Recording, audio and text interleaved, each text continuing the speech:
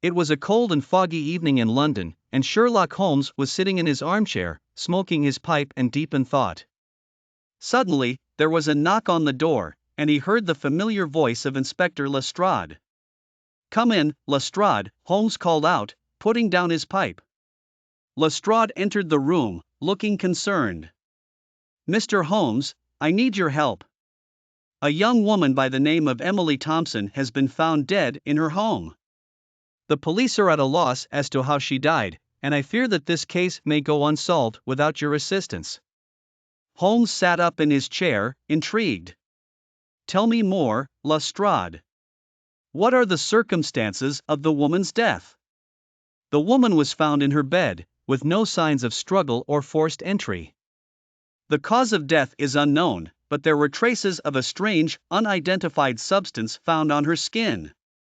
Holmes nodded, his mind already working on the case. "I will take the case, Lestrade. I will need to see the crime scene and speak with the victim's family and friends." "Of course, Mr. Holmes," said Lestrade, relieved. "I will arrange for you to have access to the crime scene and any other information you need." Holmes stood up and grabbed his coat. "Come, Lestrade. We must not waste any time. Every moment counts in a case like this." The two men made their way to the victim's home, where they were met by a team of forensic experts. Holmes examined the crime scene with a keen eye, noting every detail and making observations that Lestrade would never have thought of. After a thorough examination of the crime scene, Holmes and Lestrade went to speak with the victim's family and friends. They learned that Emily Thompson had been a successful businesswoman, and that she had recently been involved in a legal dispute with a rival company. Holmes was intrigued by this new information, and he began to suspect that Emily's death may have been a murder rather than an accident. He knew that he needed to look deeper into the victim's business dealings to uncover the truth. For the next few days, Holmes worked tirelessly on the case, piecing together clues and following leads.